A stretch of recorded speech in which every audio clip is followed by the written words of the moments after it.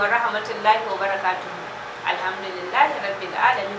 Wassalatu wassalamu ala ashrafil mursalin. Barkanmu da sake saduwa da ku a cikin wannan tasha tamu mai albarka mai suna HDH Hausa TV. Tashar da za ta dinga kawo muku al'amura game da Hausa da Hausawa insha Allah. Ko kuma mu ce a ina ƙasar Hausa take yanzu. Wato mun ji dai suwaye Hausawa kamar yadda muka ji yaya harshen Hausa yake. Sai kuma mu ce a yau a ina ƙasar Hausa take. Wato ita ƙasar Hausa dai a yau tana cikin Afirka ta Yamma. A arewacin Najeriya, kudancin jamhuriyar Nijar. A nan za a ce shine inda ƙasar Hausa take a yau. Kuma daga gabas ta yi iyaka da ƙasar Borno, sa'annan daga yamma ta yi iyaka da ƙasar Dahomey, daga kudu ta yi iyaka da ƙabilun ƙasar Gwari, wato ƙabilun kudancin Zazzau. Wasu daga cikin ƙasashen Hausa akwai kamar su Kano, Katsina, Daura, Zamfara, Sokoto da arewacin ƙasar Bauchi. A nan idan an ce Kano, ana nufin Kano da Jigawa gaba ɗaya, saboda zancen ba na yau ba ne. Wato an yi wannan zancen ne tun ko kuma ce an samu wannan tarihin ne tun kamun a ce ai an kasa ƙasar Kano, an kasa jihar Kano a ce Kano Jigawa. Wannan kenan. Sa'an nan kuma wato wannan ƙasashen Hausa ne da suke cikin arewacin Najeriya. Idan aka koma kuma a cikin kudancin jamhuriyar Nijar, za a ga cewar ƙasashen Hausa sun haɗa da Magaram, Kwanni, sun haɗa da Magaram, Kwanni, Agadas da kuma ƙasar Dahomey da kuma Dahomey. Sai kuma mu ce yanayin ƙasar Hausa. Wato yanayin ƙasar Hausa.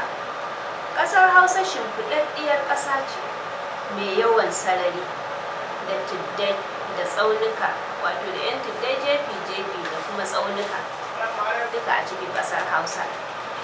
Kuma duk yawan ƙasar Hausa, manyan koguna guda biyu ne suka ratsa ta cikinta. Akwai kogin Rima, sa'annan kuma akwai kogin Hadeja. Wannan su ne manyan kogunan da suka ratsa ƙasar Hausa. Shi kogin Rima, wato kogi na farko, ya taso ne daga Zamfara, ya gangara ya yi arewa zuwa Nijar, sannan ya karkata kudu, ya bi ta yamma da Sokoto, ya fada cikin kogin Kwara.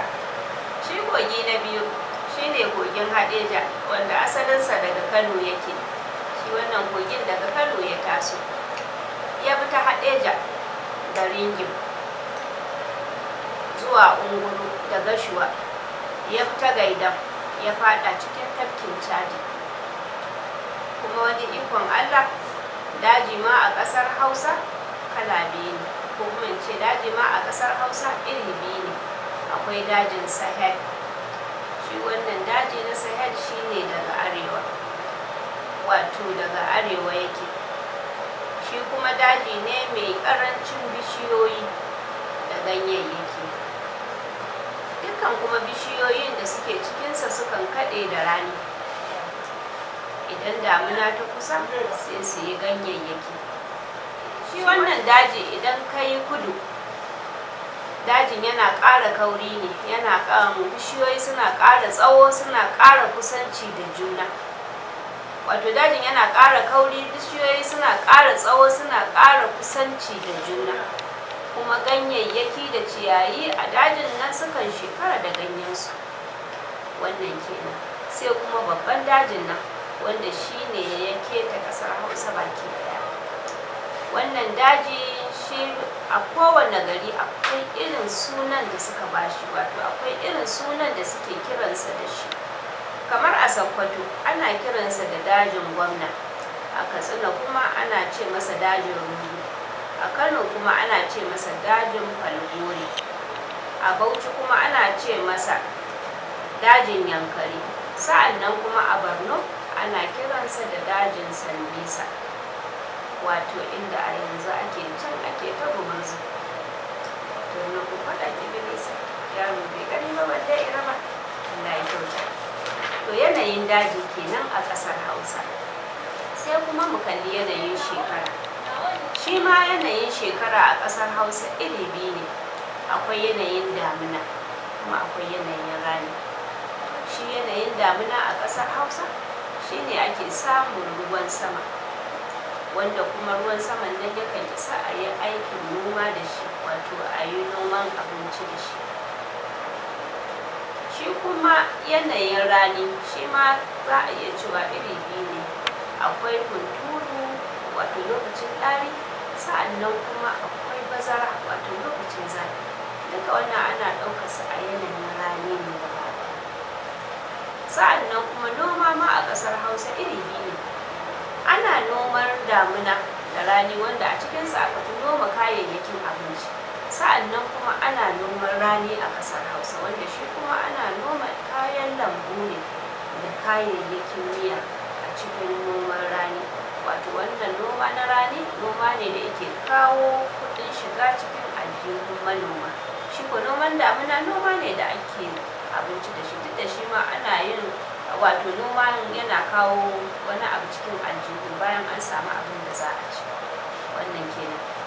Wato a ƙasar Hausa akwai ma'adanai masu yawa kuma akwai itatuwa masu yawa a ƙasar Hausa. Mafi yawan itatuwan da suke cikin ƙasar Hausa akan yi magani da su, kuma akwai waɗanda suke yin 'ya'yan da ake ci. 'Ya'yan da ake ci misali irin su kurna, su magarya, su kanya, su aduwa, irin su tsamiya, akwai goruba, akwai giginya, duka a ƙasar Hausa. Akwai dabino ma a ƙasar Hausa, duk akan samu. Kuma wasu itatuwan na ƙasar Hausa mafi yawa akan yi magunguna da su, da ganyayyaki da itatuwan ƙasar Hausa wasu daga cikinsu akan yi magunguna da su. Sa'annan wasu kuma akan yi sassaƙe-sassaƙe da su, wato akan sassaƙa irin su turmi, su taɓarya, irin su ƙota ko kuma a ce ƙota, irin su akushi, su ƙoshiya, su kuyafa, duka ana sassaƙa su a ƙasar Hausa da wasu itatuwan namu. Sa'annan kuma akan yi girke-girke da wasu itatuwa, da mafi yawan itatuwa ma akan yi girki da su, kuma akan ji ɗumi da su. Wa'annan suna daga cikin albarkatun ƙasar Hausa. A taƙaice wannan ita ce ƙasar Hausa da Hausawa, da yanayin Hausawa, da yanayin ƙasar Hausa gaba ɗaya, da inda Hausawa suke a zaune a yau. Kaɗan daga ciki kenan muka ɗan tsakuro daga abin da masana suka faɗa. Wassalamu alaikum wa rahmatullahi wa barakatuh. A shirinmu na gaba kuma insha Allah za mu faɗa cikin shirinmu gadan-gadan, kamar yadda muka ce muku za mu dinga kawo muku abubuwan da suka shafi Hausa da Hausawa, da kalmomi, da yadda ake furta kalmomi, da yadda harfa ma suke a cikin ƙasa a cikin daidaitacciyar Hausa, da gurbin furici, da yanayin furici, yanayin tantanin maƙwallato lokacin furici. Insha Allah duk za mu kawo muku wannan. Ku biyo mu a hankali, a dinga mana subscribe, ana danna mana kararrawa, ana mana like, a taya mu da addu'a. Allah ya ba mu lafiya da zaman lafiya a cikin ƙasar mu. Wassalamu alaikum wa